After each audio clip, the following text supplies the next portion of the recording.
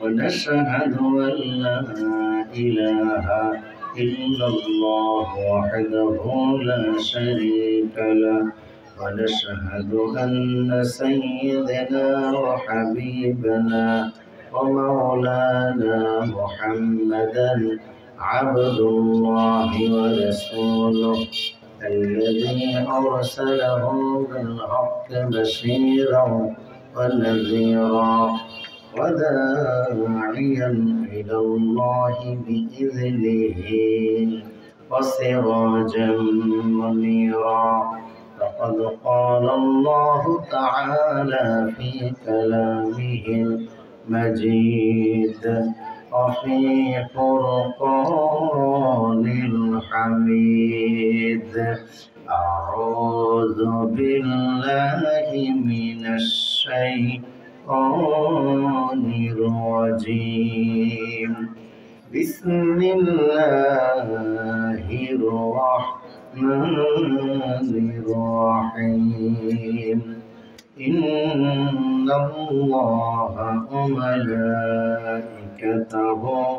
يصلون على النبي يا أيها الذين آمنوا صلوا عليه وسلموا تسليما اللهم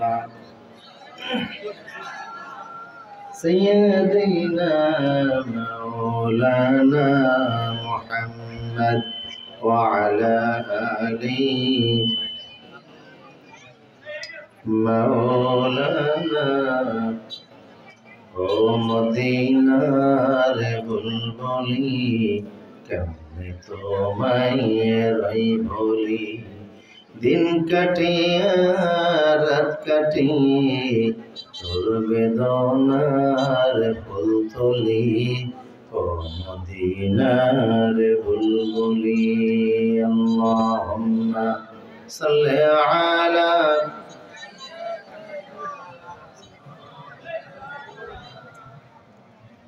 لا إله إلا الله لا إله إلا الله محمد رسول الله صلى الله بسم الله الرحمن الرحيم বাংলাদেশের অন্যতম সমৃদ্ধ জেলা লক্ষ্মীপুর সদর জেলাধীন রতনের ফিল্ড ভিক্টোরিয়ান ক্লাব ও যুব সমাজের উদ্যোগে আয়োজিত তৃতীয় বার্ষিক তাফসীরুল কোরআন মাহফিলের সম্মানিত সভাপতি কচিকাঁচা ছোট ছোট সোনামানিকেরা আল্লাহ পাকের শুকর আজকের তাফসীর মাহফিলে যিনি বসার তৌফিক দান করেছেন এই জন্য আমরা সকলেই বুক ভরে মুখ ভরে উচ্চ কণ্ঠে প্রাণ খুলে সমস্বর সমবেত আওয়াজে সবাই বসছি আলহামদুলিল্লাহ রব্বানা লাকাল হামদ হামদান কাসীরান তাইয়্যিবান মুবারাকান ফীহি ইয়া রব্বি লাকাল হামদু কামা ইয়ানবাগি লিজালালি ওয়াজহিক ওয়া আযীম সুলতানিক। প্রশংসা করলাম কার? প্রশংসা করলে খুশি ভাই কে? মুমিনের কাজই হলো আল্লাহকে খুশি করা, ঠিক কি না? কিছু মানুষ তো শয়তানকে খুশি করে, শয়তানকে খুশি করতে গিয়ে আল্লাহ নাফরমানিও করে। কিছু মানুষ আছে বউরে খুশি করে, আবার কিছু মানুষ আছে দলেরে খুশি করে। দলেরে খুশি করতে গিয়ে হেলমেট মাথায় দিয়ে নিরপরাধ ছাত্রদের মিছিলে গিয়ে গুলি করে ছাত্রদেরকে শহীদ করে। কিছু মানুষ আছে দলেরে খুশি করে হেলমেট মাথায় দিয়ে গুলি করে, এদের নাম দিছে হেলমেট বাহিনী, ঠিক না বলেন? আবার কিছু মানুষ আছে সরকারকে খুশি করে, সরকারকে খুশি করতে গিয়ে রাতের আধারে অস্ত্র হাতে নিয়ে হেফাজতের শাপলা চত্বরে আলেমদের গায়ের উপরে অস্ত্র নিয়ে ঝাঁপিয়ে পড়ে। রাতের আধারে অসংখ্য আলেমকে শহীদ করেছে। আবার গরম পানি দিয়ে রক্ত মুছে দিয়ে রাস্তা সাফ করে দিয়েছে। ইলিয়াস আলীর মতো নেতাকে গুম করে ফেলেছে। সরকারকে খুশি করতে গিয়ে মাটির নিচে ব্যাংকার বানিয়ে আয়না ঘর তৈরি করেছে। এরা হলো সরকারের 5 আটা গোলাম। সরকার ছিল আবার দিল্লির গোলাম, ঠিক কিনা বলেন? কেউ দিল্লির খুশি করে, কেউ আমেরিকা খুশি করে, কেউ সরকার খুশি করে, কেউ দলের খুশি করে, কেউ শয়তান খুশি করে। আর জমিনে এমন কিছু মানুষ আছে যারা আল্লাহরে খুশি করে। আমরা খুশি করব কাকে? আওয়াজ দিয়ে বলি কাকে? জোরে বলি আল্লাহু আকবার। আরো জোরে বলি আল্লাহু আকবার। আল্লাহরে খুশি করলে কি পাওয়া যাবে? চিরস্থায়ী জান্নাত পাওয়া যাবে, যেখানে দুঃখ নাই, কষ্ট নাই, ব্যথা নাই, যন্ত্রণা নাই, মুসিবত নাই, টেনশন নাই, মৃত্যু নাই, অসুস্থতা, রোগ বিমার কোনোদিন কাজ করবে না। আওয়াজ ক্লিয়ার নেই আপনাদের কাছে? ভাইকের আওয়াজ ক্লিয়ার? কোন ধরনের রোগ বিমার যেখানে টাচ করবে না, যে জায়গায় আল্লাহ নিজে মেজবান, আপনি মেহমান, ওই জায়গার খানাও কোনোদিন শেষ হবে না। দুনিয়াতে খাবার সামনে নিয়ে বসে থাকলেও অনেক সময় খাওয়া যায় না। 5ই আগস্ট শেখ হাসিনা অনেক রান্না করা খাবার নিয়ে প্রস্তুত ছিল, কারণ ভাইয়ের জন্মদিন, অতিথিরাও সব চলে এসেছে, অনেক আনন্দের সাথে খাওয়া দাওয়া হবে। কিন্তু সেনাপ্রধান গিয়ে বলে খাওয়ার সুযোগ নাই, আর মাত্র 45 মিনিট, খাবার খাইতে পারে না। হেলিকপ্টারে উঠে চলে গেল, কিছুক্ষণ পরে গিয়া ছেলেরা খাবার খাইল। রান্না করলো কে আর খায় কে? রিস্কের ফয়সালা জমিনে হয় না, আসমানে হয়। কথা বলে ঠিক কিনা? আল্লাহ যদি রিজিক নসিবে রাখে, ঘুমের মানুষও খাইতে পারে। কোরআনে রিস্কের ব্যাপারে আজীব কথা আছে। ফাদরাবনা আলা আযানিহিম ফিল কাহফি সিনিনা আদাদা। আজ থেকে প্রায় 6000 বছর পূর্বে 7 জন যুবক কিছু সময়ের জন্য ঘুমিয়েছিল। আল্লাহ ওদেরকে ঘুমের মধ্যে 309 বছর রেখে দিয়েছেন। 309 বছর ঘুমের মধ্যে আল্লাহ ওদেরকে রিজিক খাওয়াইছে। শুধু ওদেরকে খাওয়ান না, তাদের সাথে একটা কুকুর ছিল, কুকুরকে আল্লাহ খাওয়াইছেন। বুঝা গেল রিজিকেরও মালিক কে? রিজিক চাইব কার কাছে? আল্লাহ আমাদেরকে তৌফিক দান করুন, জোরে বলুন আমিন। সবাই বলি রব্বানা আতিনা ফিদ দুনিয়া হাসানাতাও ওয়া ফিল আখিরাতি হাসানাতাও ওয়া কিনা আযাবান নার। আল্লাহু আকবার, আল্লাহু আকবার। বেশ কিছুদিন মাহফিলটা বন্ধ ছিল, আবার যুব সমাজ চালু করেছে। খুশি নি আপনারা? এত রাতে বসি না, তারপরও সঙ্গত কারণে বসতে হয়েছে। আপনারা যারা আসতেছেন, ওয়াজ শোনার ইচ্ছা আসেনি? কে কে ঘুমাচ্ছেন হাত তোলেন। আপনারা হাত তুলছেন না? হাত তুললে আবার ঘুমাইলে আবার হাত তুলে কিভাবে?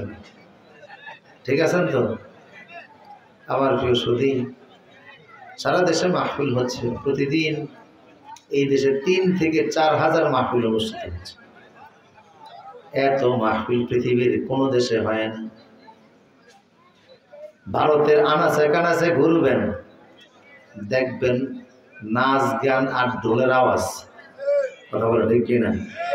আমি তো বলি হিন্দুদের ধর্ম থেকে ঢোল বাদ দিলে ধর্ম তুলে রাশিতে খুঁজে পাওয়া যাইত না।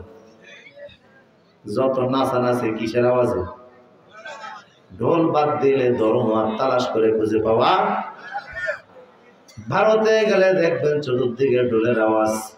চীন দেশে গেলে দেখবেন অলিতে গলিতে ইঞ্জিনিয়ার।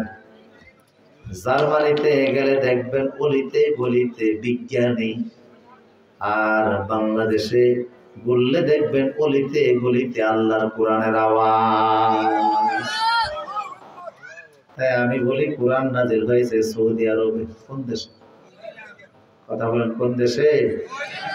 কোরআনকে সুর করে সুন্দর করে সব চাইতে ভালো করে তেলাওয়াত করতে পেরেছে মিশরের কারীরা। কোরআনের অর্থ তরজমা ভালো বুঝতে পারছে ভারতের আলেমরা, কোরআনের আমল করেছে বাংলাদেশি মুসলমানেরা। তবে 54 বছর হয়ে গেল, আজ কোরআনের রাজ প্রতিষ্ঠিত হয়নি। এখন সিদ্ধান্ত নিতে হবে আল্লাহর জমিনে কোরআনের রাজ প্রতিষ্ঠা করে ছাড়বই ইনশাআল্লাহ। পারা যাবে ইনশাআল্লাহ। আমার প্রিয় সুদীপ, জমিন কার? আল্লাহ সুবহানাহু ওয়া তাআলা। বিজ্ঞানীরা বলে আজ থেকে আনুমানিক 450 কোটি বছর পূর্বে দুনিয়া সৃষ্টি করেছে। এক সময় এই জমিন শাসন করেছে জিনেরা 1,46,000 বছর। এরপরে আদম নবী দুনিয়াতে এসেছেন একটা মাত্র ধর্ম নিয়ে, সেই ধর্মের নাম ছিল ইসলাম। ইসলাম নিয়ে আগমন করেছেন আদম আলাইহিস সালাম। তখন একটা মাত্র ধর্ম ছিল, কিন্তু নবীদের আগমনের মাঝখানের শূন্যতার সুযোগ পাইয়া মানুষ কিছু বাতিল ধর্ম বানাইছে। কথা বলা ঠিক কিনা? ওই বাতিল ধর্ম সহকারে আজকের পৃথিবীর ধর্মের সংখ্যা প্রায় 10,000। কয় হাজার? কথা বলে না, কয় হাজার? আজকের পৃথিবীতে প্রায় 232টা দেশ। এই পৃথিবীর আয়তন 51,19,00,000 বর্গ মাইল। বর্তমান যে পৃথিবীতে আমরা বসবাস করি এর আয়তন 51,19,00,000 বর্গ মাইল। সবচেয়ে বড় দেশটার নাম হলো রাশিয়া, 1,03,00,000 বর্গ মাইলের দেশ। এরপরে কানাডা, তারপরে যুক্তরাষ্ট্র। সারা পৃথিবীতে ছোট বড় 232টা দেশ, জনসংখ্যা প্রায় 900 কোটি। এর মধ্যে প্রায় 10,000 ধর্ম চালু আছে। বলুন তো আসল ধর্মের নাম কি? সেই ইসলাম ধর্মের অনুসারী হতে পেরে আমরা খুশি না বেজার? জোরে বলি আলহামদুলিল্লাহ, আর জোরে বলি আলহামদুলিল্লাহ। ঈমান যারা এনেছেন, মুমিন অবস্থায় যারা মাহফিলে বসে আছেন, কালেমা যারা রিসিভ করে ফেলেছেন, যারা পড়েছেন লা ইলাহা, এরাই বড় সৌভাগ্যবান। আজকের পৃথিবীতে 900 কোটি মানুষ, এর মধ্যে প্রায় 200 কোটি হলো মুসলমান। তো 100 কোটি মুসলমান এমন যাদের ঈমান এই আছে, তো এই নাই। খাঁটি মুসলমান শতকরা কয়জন? বড় কঠিন হিসাব। ঈমান ঠিক আছে, আমল ঠিক আছে, এমন মুসলমান কয়জন? আল্লাহর জন্য, ইসলামের জন্য জীবন দিবে এমন মুসলমান কয়জন? কোরআনের জন্য জীবন দিতে রেডি আছে এমন মুসলমান কয়জন? শতকরা কয়জন আমরা খুঁজে পাবো? অথচ আগের যুগে যারা ছিল তারা 100তে 100 আল্লাহ প্রেমিক, দিন প্রেমিক, ইসলাম প্রিয় মুসলমান ছিল। এই জন্য তারা যেখানে গিয়েছে সেখানে বিজয় যিনি দিয়েছেন তিনি কে? আজকের এত মুসলমান দোয়া করে, দোয়া কবুল হয় না। এত মুসলমান কাফেরদের মোকাবেলাও পারে না। আগের মুসলমানেরা জেহাদে নামলে আসমানি ফেরেশতা আয়েশা সাহায্য করত। আগের মুসলমানরা তাদের সাহায্যে আসমান থেকে পাখিও আসতো। পাখি আজও পৃথিবীতে আছে না নাই? কিন্তু আসে না, ফেরেশতা আসে না। কারণ এদের সেই ঈমানের শক্তি আজ আর নাই। যে ঈমানের শক্তির বিনিময়ে ইসলাম প্রতিষ্ঠিত হবে, ওই ঈমানের শক্তি নাই। আল্লাহ বলেছেন ওয়াইদু লাহুম মাস্তাতাতুম মিন কুওয়াতিন, তোমরা যদি তোমাদের সামর্থ্য অনুযায়ী পৃথিবীতে ঈমানের সাথে বসবাস করতে প্রস্তুতি নিতে, তো তোমাদের টয়লেটের ইটকে কাফেরদের মোকাবেলায় পারমাণবিক বোমা আমি আল্লাহ বানিয়ে দিতাম। মুসলমানের টয়লেটের ইট হয়ে যাইত কাফেরদের পারমাণবিক বোমা চাইতো শক্তিশালী, যদি আমাদের ঈমান ঠিক থাকে। কিন্তু এখনকার আমাদের ঈমান তো ওই রকম নাই যে ঈমান দ্বারা আমরা বিজয়ী হতে পারি। কথা বলেন ঠিক কিনা? এখন আমাদের ঈমানের মধ্যে ভেজাল প্রবেশ করেছে। আমাদের খাদ্যে ভেজাল, আচরণে ভেজাল, কথাবার্তায় ভেজাল, লেনদেনে ভেজাল। কথা বলেন ঠিক কিনা? ঠিক কিনা? সেই ছাচ্চা ঈমান আর আমাদের মধ্যে আজ আর পাওয়া। আগের ঈমানদাররা কেমন ছিল, ঈমানের শক্তি তাদের কেমন ছিল। বিশ্বনবী তাবুকের যুদ্ধে যাবেন, আল্লাহর নবী সাহাবায়ে কেরামকে রেডি করলেন। 30,000 সাহাবী রেডি হয়ে গেছে। তাবুকের যুদ্ধ মদিনা থেকে 1100 কিলোমিটার দূরে অনুষ্ঠিত হবে। 30,000 সাহাবী যাবে। রাসূল বললেন, এই জিহাদের খরচ অনেক বেশি, তোমরা যে যেভাবে পারো হেল্প করো, সহযোগিতা করো। আবু বকর ঘরে যা ছিল সব নিয়ে আল্লাহর করিমে ঢেলে দিয়েছে, রাসূলের পাশে রেখে দিয়েছে। ওমর সারা জীবনে যা সম্পদ অর্ধেক দান করে দিয়েছে। এমন সময় রাসূল দেখে একজন মহিলা ঘুরতেছে বোরকা পরিহিতা। রাসূল বলে, মারে তুমি কে, কেন এসেছো? মহিলা বলে, আমি আসছি আপনাকে একটু হেল্প করতে। রাসূল বলে, তুমি কে? বললেন, আমি বিধবা স্ত্রী, আমার স্বামী জিহাদের ময়দানে মারা গেছে। তোমার স্বামী জিহাদের ময়দানে মারা গেছে, তুমি কি দিবা? তুমি মনে হয় বিধবা ভাতার জন্য এসেছো। মহিলা বলল, না, আপনি জিহাদের মাঠে যাবেন, এই মুহূর্তে বিধবা ভাতা নিতে এসে আপনাকে কষ্ট দেওয়ার জন্য আমি আসি নাই। কেন এসেছো? জিহাদের চাঁদা দিতে আসছে।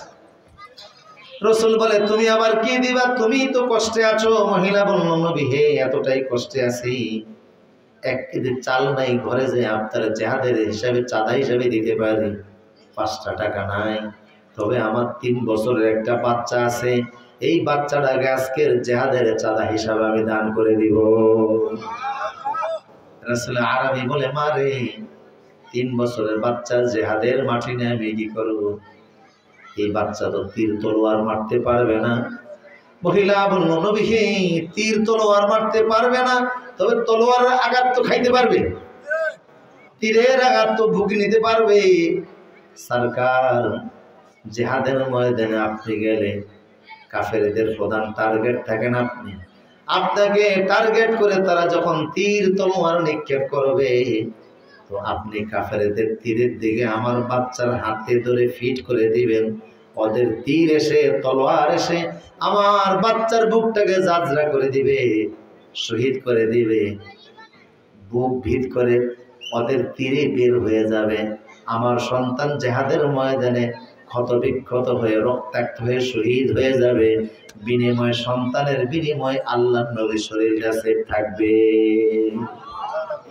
কারণ আমাদের জীবনের চাইতে নবীর জীবনের মূল্য, ইসলামের মূল্য, ঈমানের মূল্য অনেক বেশি। তাই তো ব্যক্তির চাইতে দল বড়। কি বল? দলের চাইতে দেশ বড়, দেশের চাইতে ঈমান বড়। কথা বল না কান।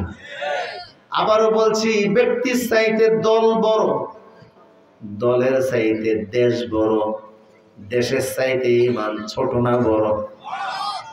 সব সারা যাবে, ঈমান সারা।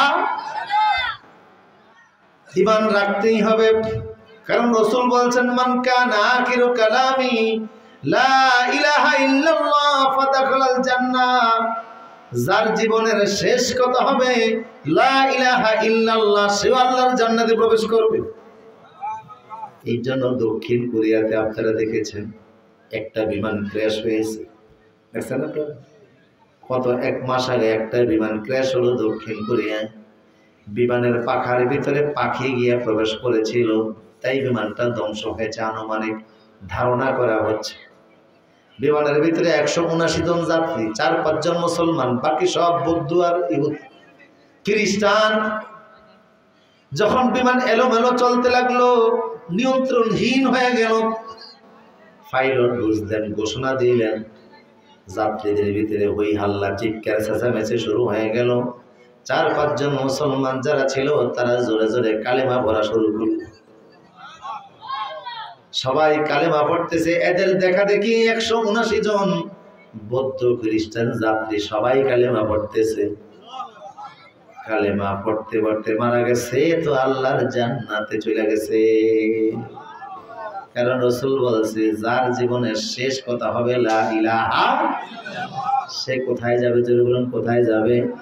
কালেমা ঈমান নিয়ে মুখে নেওয়ার কারণে জান্নাতে হয়ে গেছে। আল্লাহু আকবার।